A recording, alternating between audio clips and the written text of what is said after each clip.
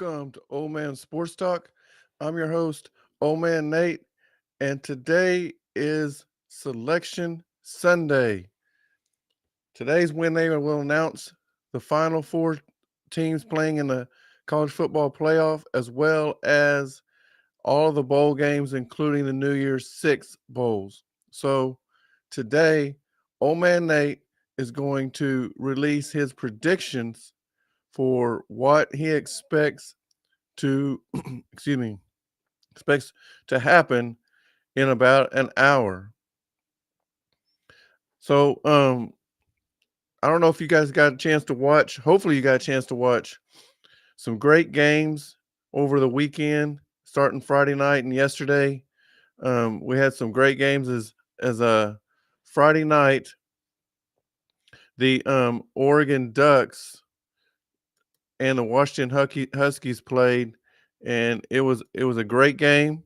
I didn't get a chance to watch any of the game. I have to officiate. I officiated a basketball game Friday night, and so it had started when I was refereeing. But I listened to it on the way home, and it was a great game. I hated that I missed it, but Washington ended up winning that game 34-31.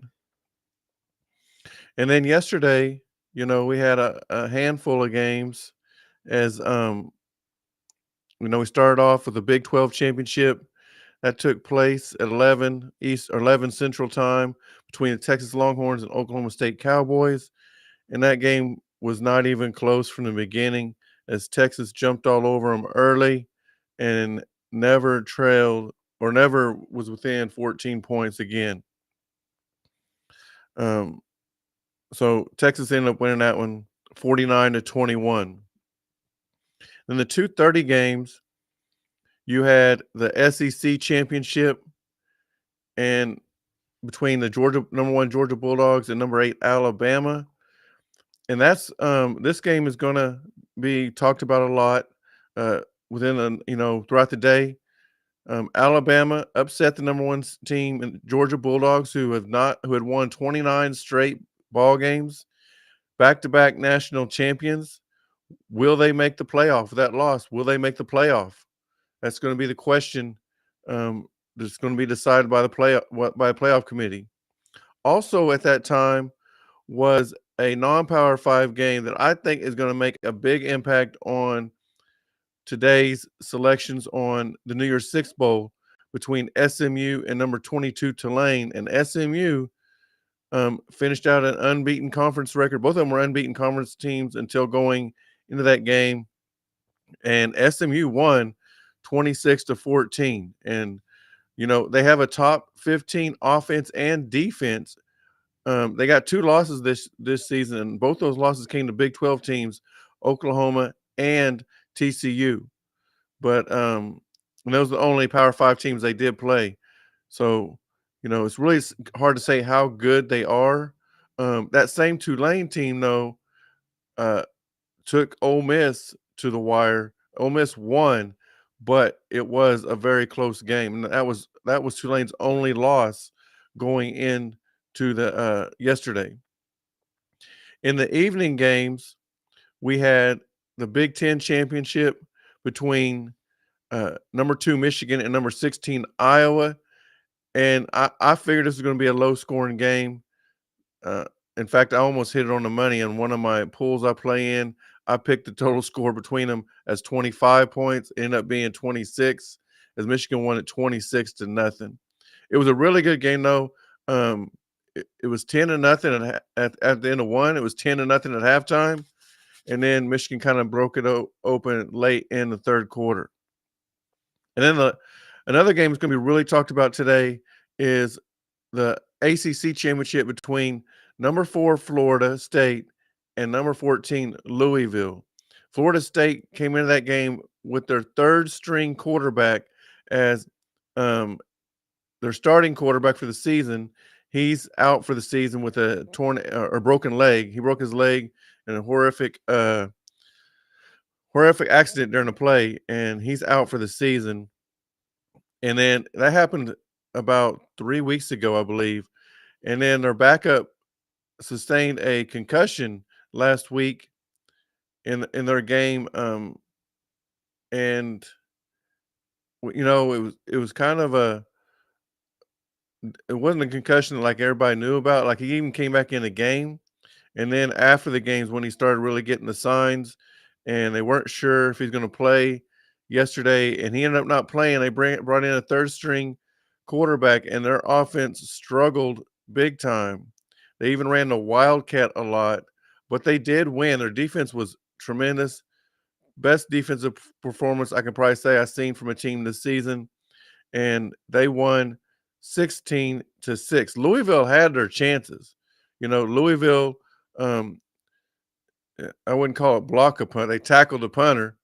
He didn't even get the punt off, so it wasn't really a block punt. It was more like they stopped him on fourth down and had it inside the red zone and ended up throwing an interception. Didn't even, and at that time it was I believe it was maybe 6-3, or when I'm looking here, it may have been, I think it was 10-3, 10-3. And so a touchdown would have tied the ball game. A field goal would have at least brought them within, 4 points.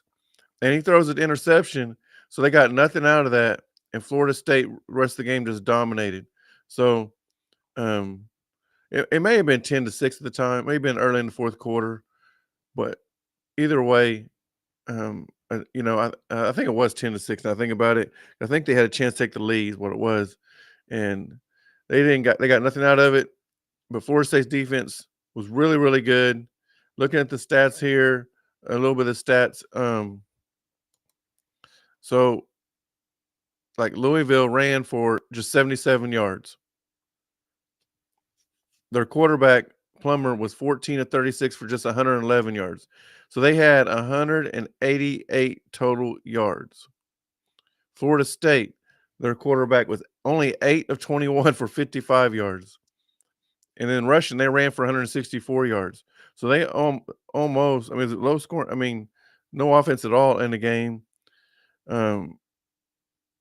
Just over 200 yards for uh, Florida State. And think about, so less than, well, I'm going to throw a stat at you real quick. Less than 400 yards combined between the two teams. Okay.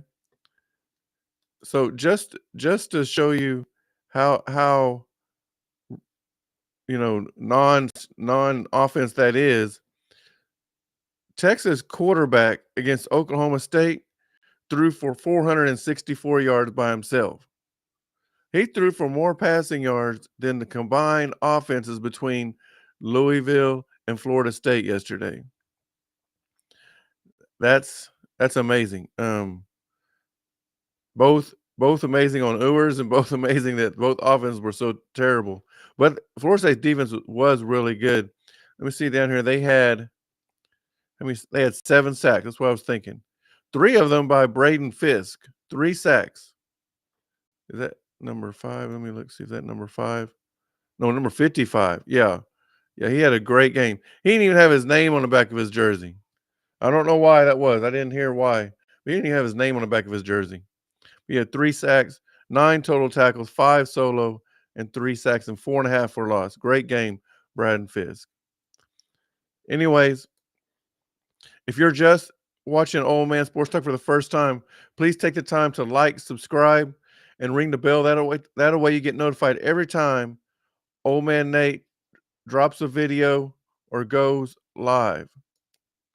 Also, you can follow Old Man Nate at you can contact Old Man Nate at Nathan.Darnell14 oldmansportstalk.com. You can also support Old Man Nate at oldmancoffee.shop, where you can get yourself some tumblers. We have several different types of tumblers. We have coffee. We also have t-shirts. All right. So go over there and support Old Man Nate. So I know what you guys are here to what to see what old man Nate's predictions are going to be for the college football playoff reveal here in about where are we at in about 45 minutes. Is going to start here on ESPN. So old man Nate's going to go ahead and release his top 25 and who he thinks will make the playoffs. At number 25, he believes it's going to stay the same at Kansas State, and Oklahoma State will drop after that embarrassing loss to number 20 to 24. Clemson is going to remain around 23. Tennessee shouldn't even be in the top 25. The only reason Tennessee's in the top 25 is to give the SEC teams, both Alabama and Georgia, some points because both of them beat them this year. But Tennessee should not be in the top 25.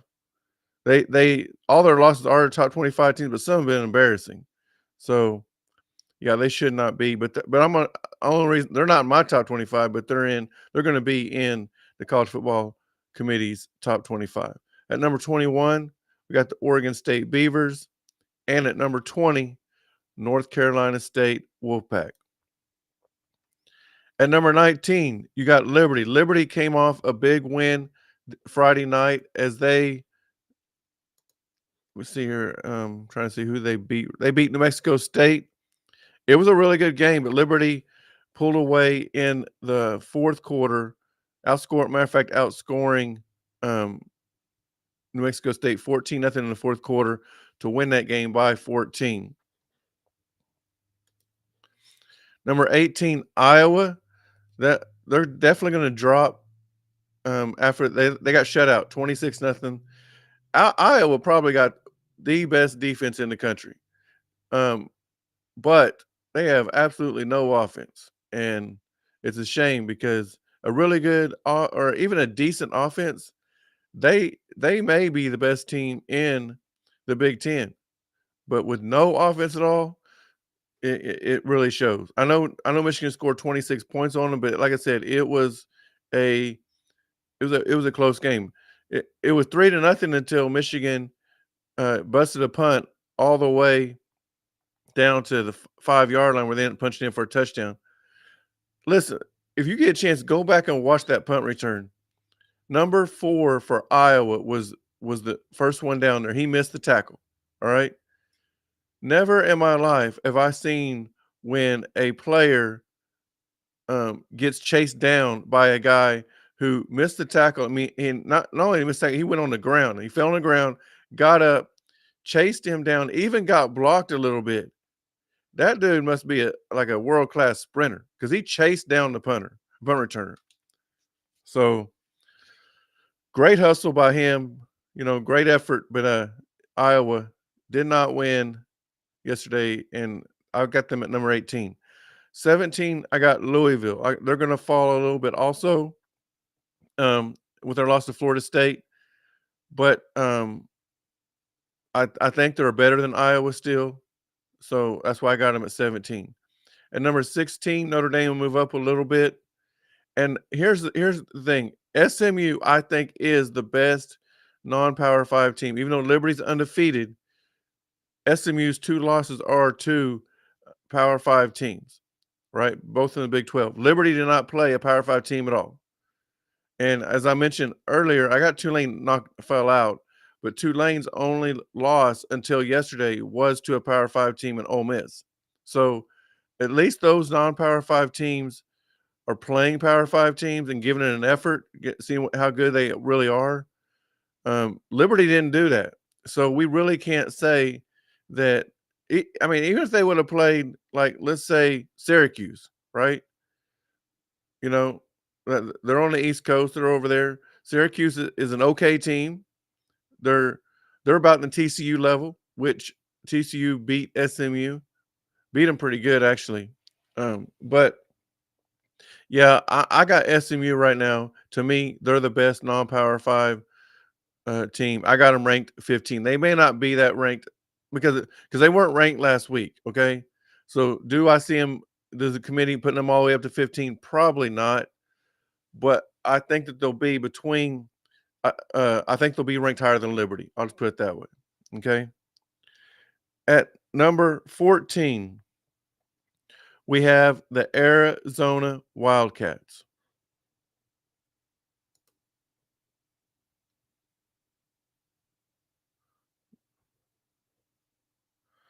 All right. Sorry, I was reading the comment. So, anyways, if you guys got any comments on my rankings, please comment. Tell me what you think. Um, I know some of y'all watch from the your TV on YouTube, and I know you can't comment, but my phone is actually also recording on TikTok right now, so I can't read the comments right now. I will definitely get back with you. We will take a break. Not right now, but we will take a break before the actual show starts. And ESPN, give me a time to go get something to drink and go to the restroom. I'll read the comments then. Also, we will be live during the ESPN show, and I will leave my comments on how right or wrong I think the committee got it. All right, we will be talking live during the reveal show. All right. So moving on, at number 13, we got LSU. I think LSU will move up one spot with the loss to Louisville. From here on out, though, or not here on out, but for these next few spots, these are all the same as what the committee has right now. I don't see anybody in these four spots moving up any at all. And that's number 12, Oklahoma, number 11, Ole Miss, number 10, Penn State, and number 9, Missouri. All four of them, I mean, you could probably interchange any of them. I just don't see the committee moving them.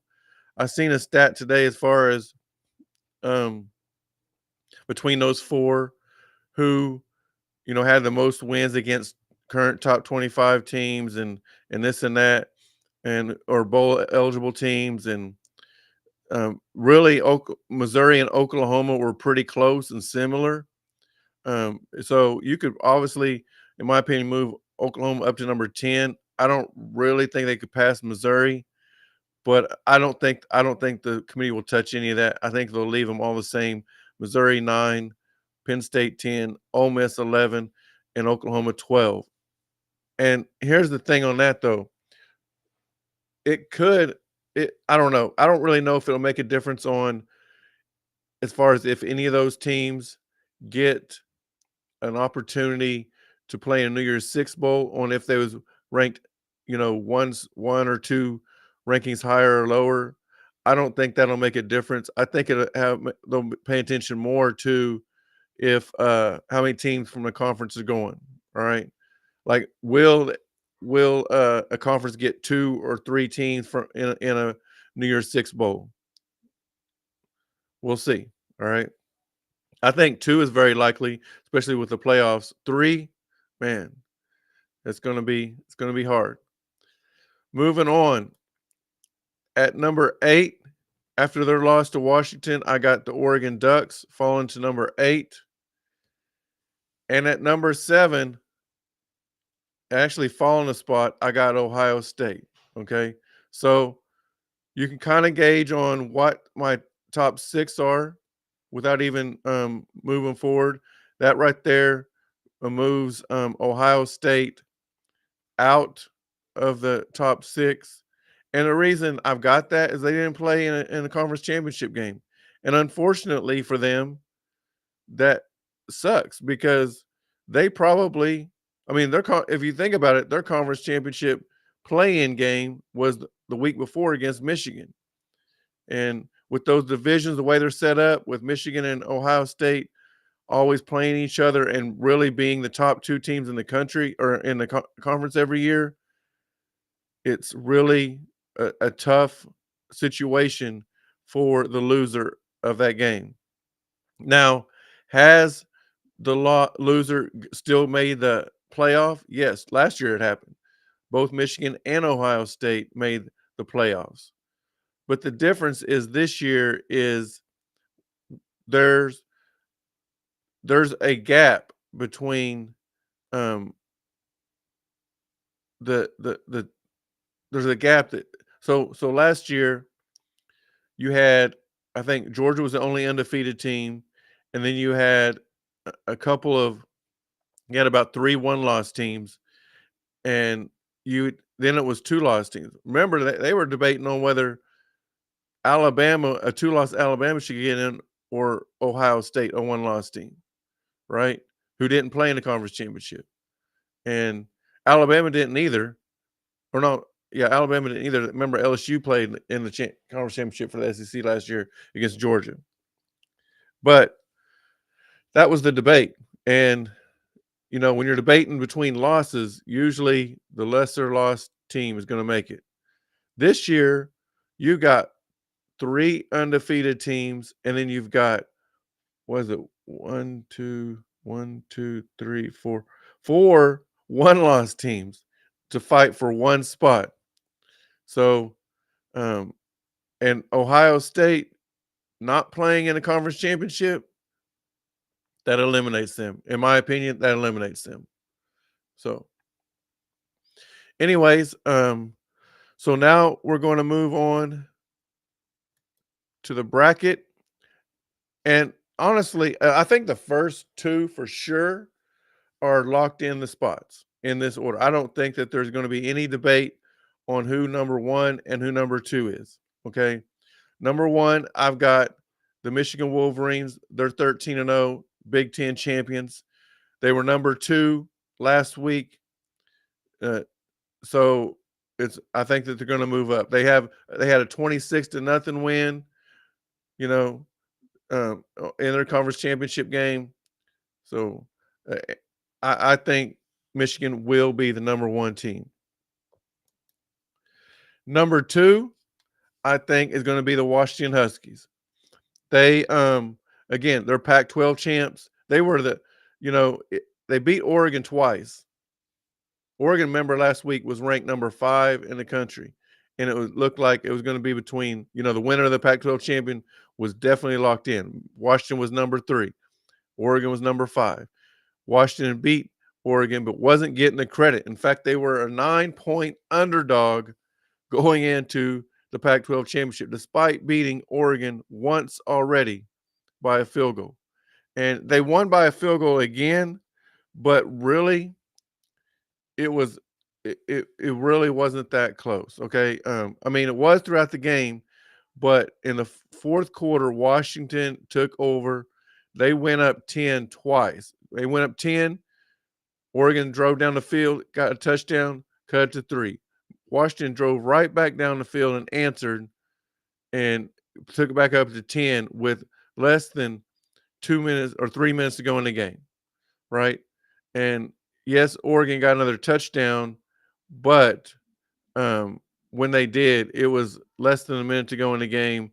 They needed an onside kick. They didn't get it, and that's why. Well, actually, no, they didn't. I take that back. I believe, now I think about it, Oregon scored with a little over 2 minutes to go, cut to 3, punted them or kicked the ball off, forced a 3 and out, but or did they not force a 3 and out? I don't think they did.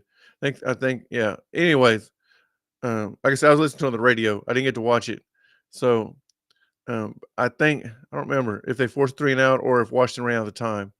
But anyhow, Washington really controlled that late in the game. It really wasn't a doubt they was going to win the ball game. Washington 13-0, Pac-12 champs. I think those two right there between Michigan and Washington, that is going to be locked in at 1 and 2. The debate really comes about between 3, 4, 5, and 6. Okay.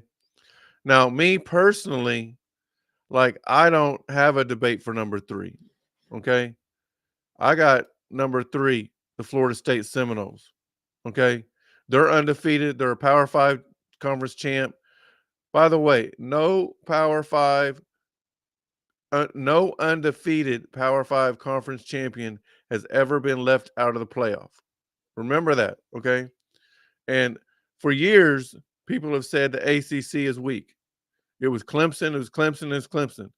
But when Clemson won, regardless of what the final score was, they were in the playoff. Now, was there three other undefeated teams also, and probably about four one-loss teams fighting for it? No, there never was that.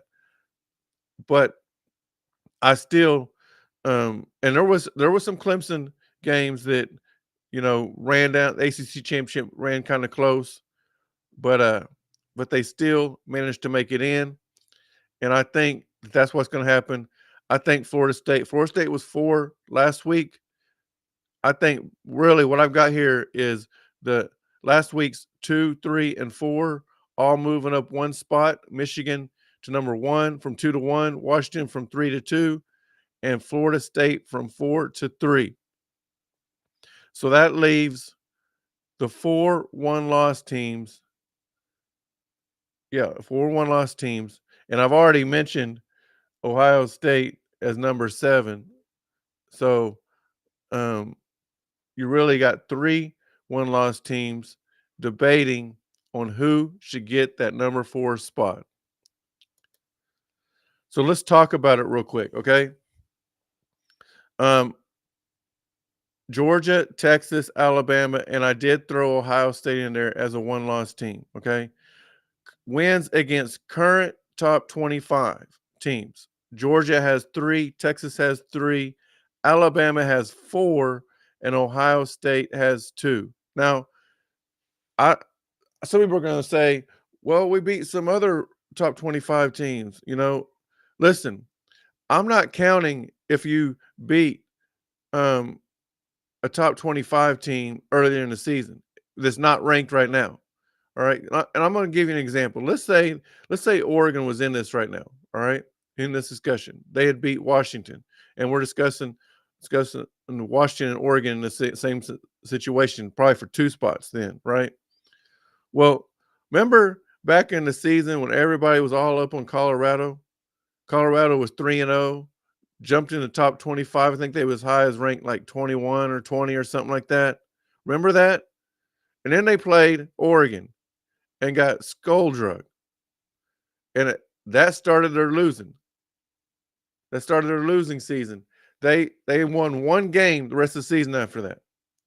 So if you want to try, like if Oregon would have claimed a win against a number 20 Colorado team that is horrible right now, what's the difference in doing that than anybody else claiming a team against a ranked team back then? That team, their team, they like Kentucky, all right? Like Georgia beat Kentucky, but they're not ranked. Well, you can't claim a win against a Kentucky team if Oregon can't claim a win against a top 25 team in Colorado.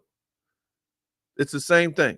So we're going off current top 25 teams. So let's take a look at who Georgia has beat that's ranked in the top 25 currently. Okay. They beat current ranked number 9 Missouri 30-21. They beat current ranked number 11 Ole Miss 52-17. Both of those were home games.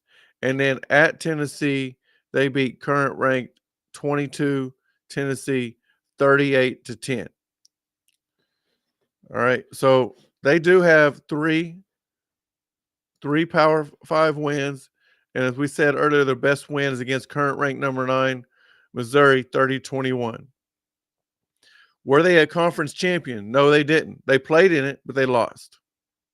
And they lost to the team they lost to was in the SEC championship. They lost to currently ranked number 8 Alabama by a field goal. And listen, here's another game. Late in that game, it was dominated by Alabama. Georgia got a late touchdown to cut it to a field goal. It was a dominant performance by Alabama. Georgia, outside of the first, remember they took the ball down and scored in the first possession. Went up 7-0. Looked like they were just going to going to drive Alabama out the stadium. And Alabama's first three possessions were 3-and-out. But Alabama's defense locked in. And next thing you know, Alabama's up 17-7. And end up, I believe, being up like 17-10 halftime or something like that. But yeah, they were never after Alabama took a 10-7 lead, they never trailed again. And it was not even close after that. So that's what you got to look at Georgia. Now let's take a look at the Texas Longhorns.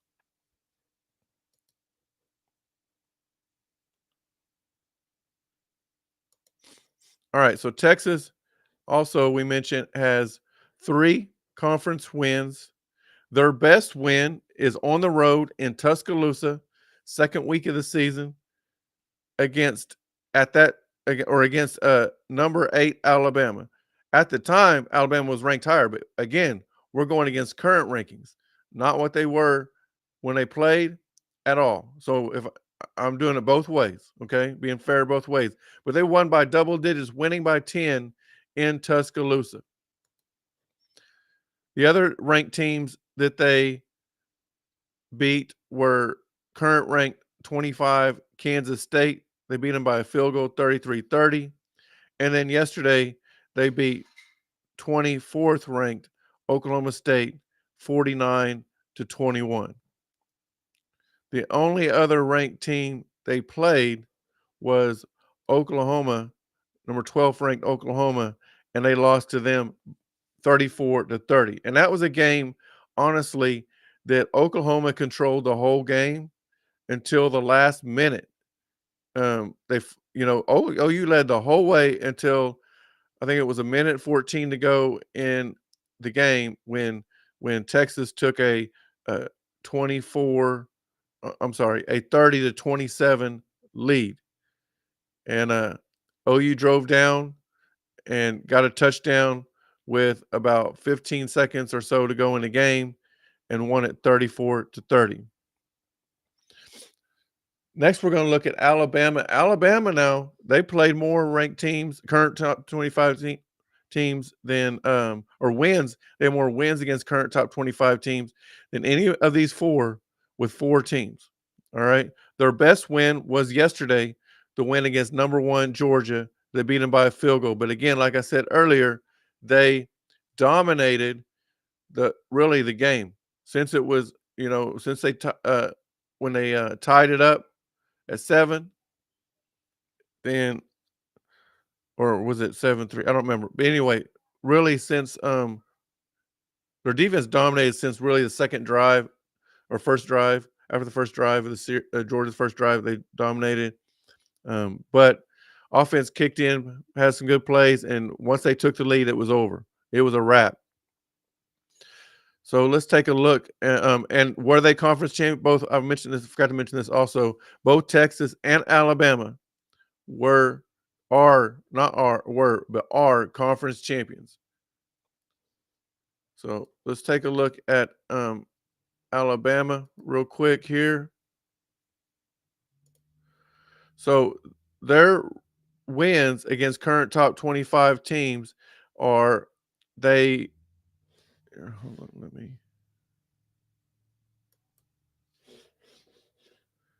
click on this real quick. All right. Against number 11 Ole Miss, they beat them 24-10. Against number 22 Tennessee, they beat them 34-20. Against number 13 LSU, they beat them 42-28. And then yesterday against number 1 Georgia, they beat them 27-24. Now, here's the thing. Those first 3 were home games. Yeah, the win against Ole Miss, Tennessee, and LSU were all at home. And then Georgia is in Atlanta. I guess you can consider that a road win in Atlanta, Georgia, but it's a neutral site. Technically, it's a neutral site. Okay.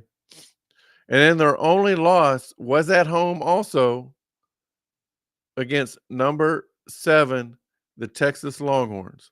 Again, they lost by 10 points. Okay. Um, yeah. So I just realized this on the road though. Alabama hadn't lost. All their big games came at home, and they went 3-1. So against ranked teams, Tennessee, Ole Miss, and LSU. And then they lost to Texas. Okay. So the next team we're going to go over Ohio State. Even though I've already got them at number 7, I'm still going to put them on here at numbers. So wins against current top 25 teams, they only had 2.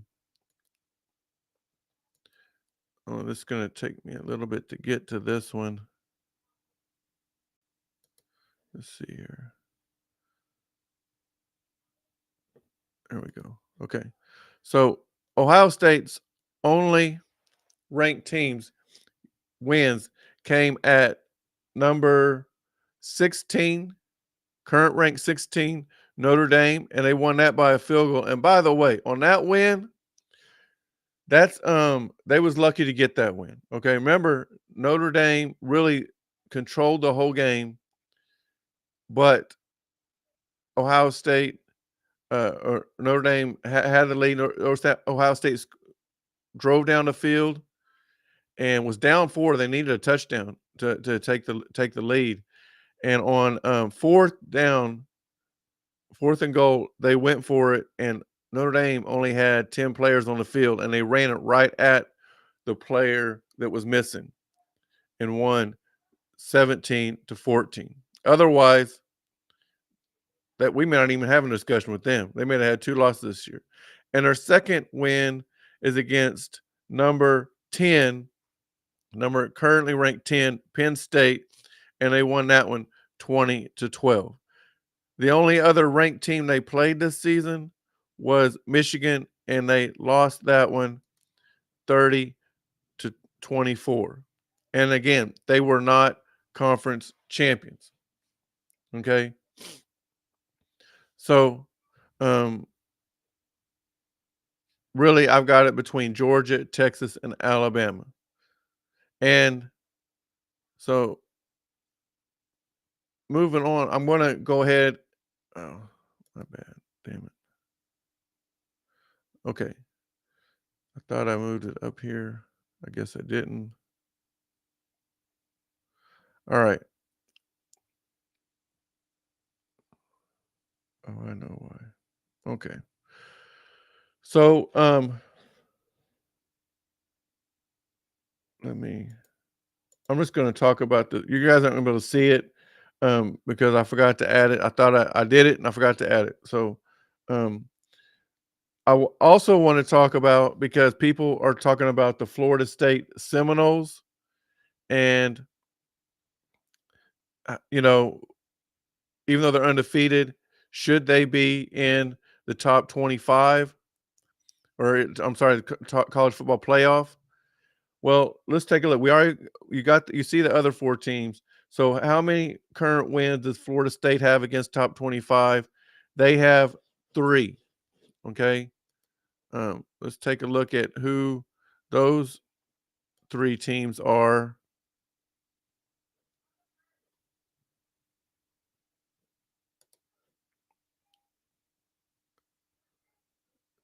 Okay. All right. So first of all, they beat current ranked number 13 LSU 45-24 to start the season. Then they also beat current rank number 23 Clemson 31-24. And then last night they beat I'm going to have them at 17, Louisville 16-6. So they have 3 wins against current top 25 teams. Their best win is the win to start the season against number 13 LSU 45-24. Are they a conference champion? Yes, they are. and then they don't have any loss, right? So they're definitely in the conversation with Georgia, Texas, and Alabama. And it's so again, that's why I've got them in at number 3. They're undefeated. They're a Power 5 conference champion. No Power 5 conference champion, no undefeated Power 5 conference champion has ever not made the playoff. And I think that's going to continue today. All right. So it comes down to really these 3 right here between Georgia, Texas, and Alabama. And I think it boils down to really an elimination process between the 3. Okay. Alabama played both Texas and Georgia this year, and they went 1-1. They beat Georgia, but they lost to Texas. And that loss to Texas at home by 10 points is what I think the committee cannot overlook. I think you have to focus on that win. I think Alabama eliminated Georgia yesterday from the playoff. If Georgia had won, then there would have been 4 undefeated teams, and I think those would have been the 4 teams. Texas would not have had an argument. Okay. But when Alabama wins, now you have an argument between 3 teams. And the fact that Alabama beat Georgia, but Texas beat Alabama head to head, it was settled on the field. I think you have no choice but to go with Texas at number 4. Okay. Um, so that's who I got at number 4. And then number 5, Alabama, and number 6, Georgia. So that's Old Man Nate's top 25. Real quick, we got about 15 minutes. I'm going to go ahead and do it now instead of because here in about 15 minutes they're going to start revealing the top 4, and they'll talk about that for a while, a couple hours probably. Then they'll start releasing the rest of the rankings, and then they'll eventually release the New Year's Six bowls.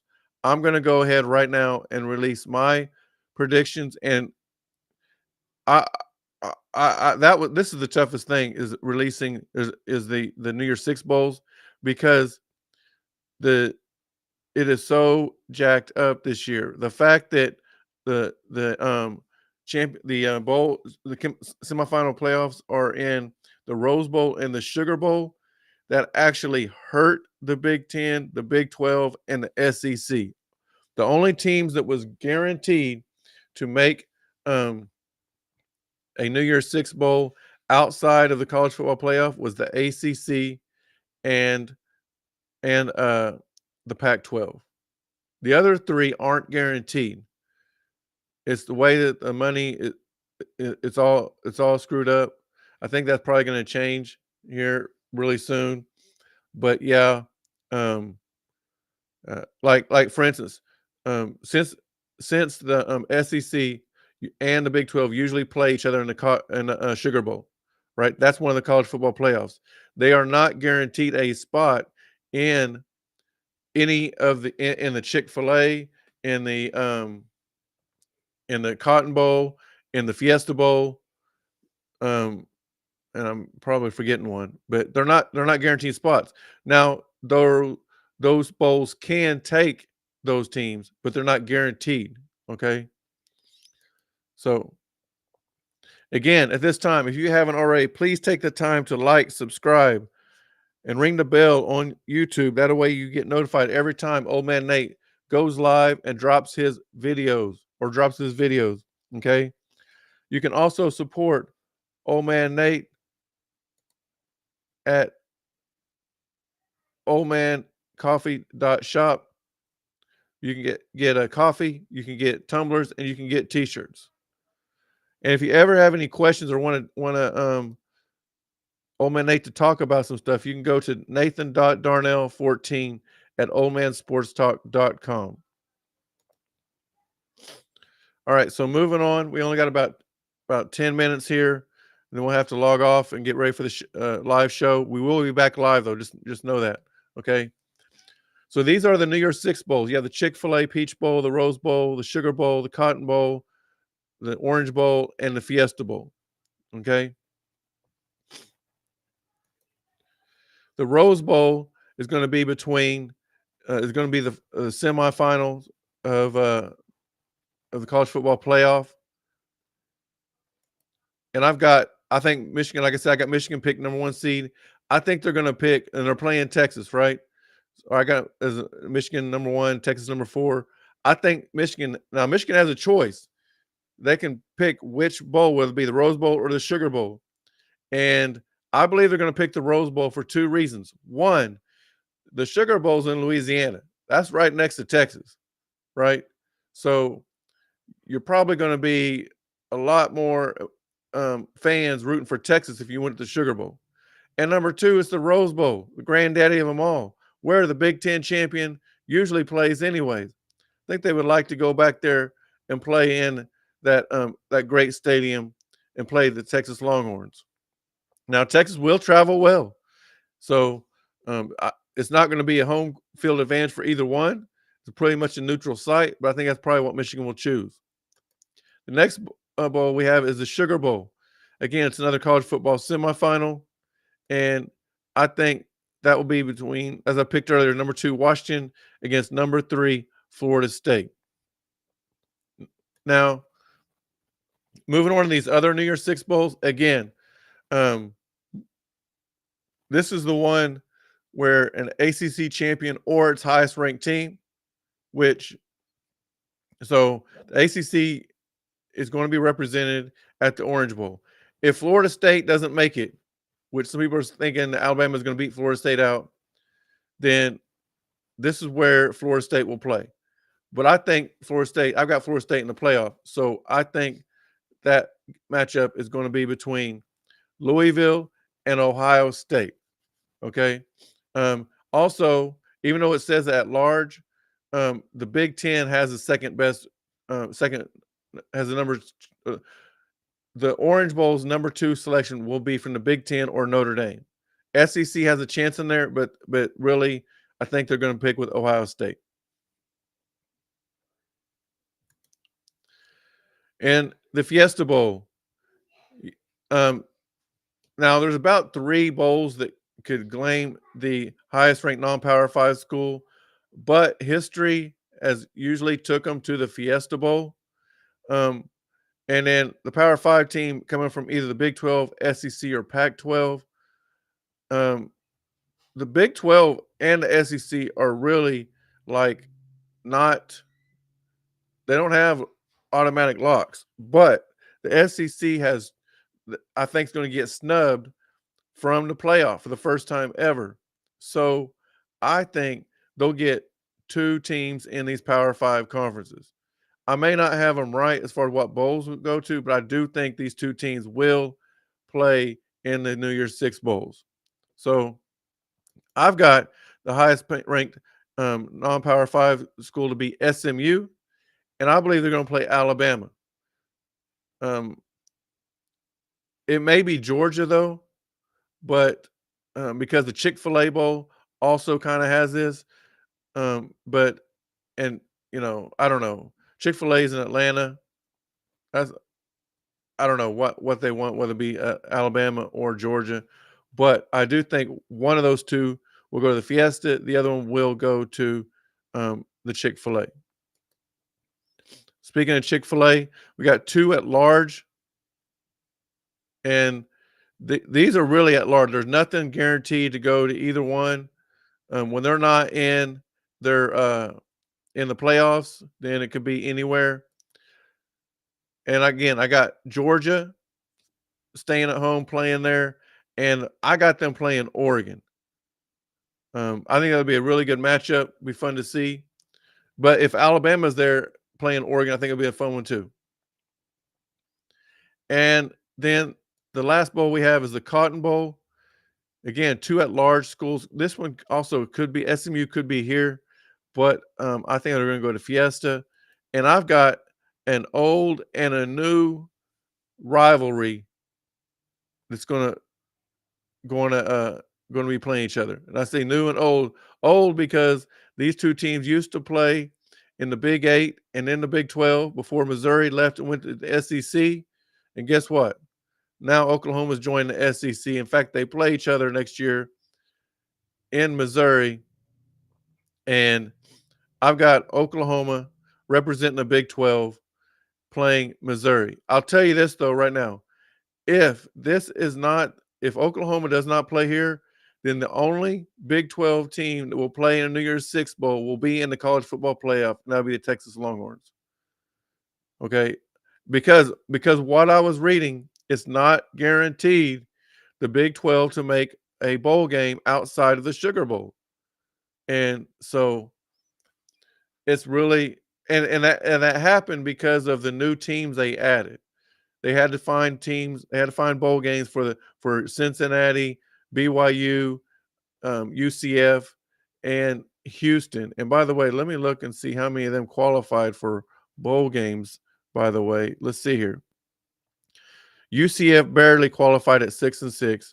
Houston didn't qualify. BYU didn't qualify, and Cincinnati didn't qualify. So only one of those teams qualified, but they're worried about making room for them. The Big 12 has 1, 2, 3, 4, 5, 6, 7, 8, 9 teams eligible for a bowl game. That's Texas, Oklahoma State, Oklahoma, Iowa State, Kansas State, West Virginia, Texas Tech, Kansas, and UCF. So, anyways, that's that.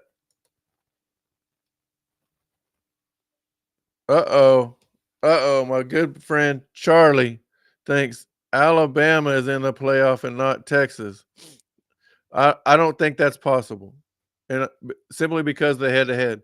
And I didn't really stress this enough, but here's the thing: if Alabama gets in over Texas, like if I have the first three right, Michigan, Washington, and Florida State, and it's down, and they put Alabama in over Texas, I'm gonna tell you right now, every college coach outside of Alabama is going to go into their AD's office as soon as it's revealed and tell them, hey, we're not playing that Michigan next week or next year. We're not playing Ohio State next year. You know, those non-conference games against big time teams, which Oklahoma likes to do, Texas likes to do, they ain't doing them no more. Matter of fact, Texas is on the schedule to play Michigan next year. I can promise you that game will not happen. It won't. They'll get out of it, and they'll pay the money to get out of it too, because it meant nothing on the field. Texas went to Alabama and won on the field. So if Alabama gets that 4th spot and Texas is left out, it just showed that the games on the field don't matter. The non-conference games on the field don't matter. And there's going to be you're going to see a lot of boring games now unless they're conference games. And there are some conference games in weeks 1 through 3, but very few. So you're going to see about, instead of a whole day of football, you're going to watch one game on the first 3 weeks. And so I hope it don't happen, because I enjoy watching football all day long. Anyways, I appreciate you guys watching my preview show. We will be back on here in just a few minutes to watch the reveal of the college football playoff here in just a few minutes. But old man Nate's going to get him a drink and go to the restroom real quick, and then he'll be back on for a couple hours with you guys. I hope you guys enjoy the show. Please, if you haven't already, please like, subscribe, and ring the bell. That way you get notified every time old man Nate drops a video or goes live. I'll see you back here in just a few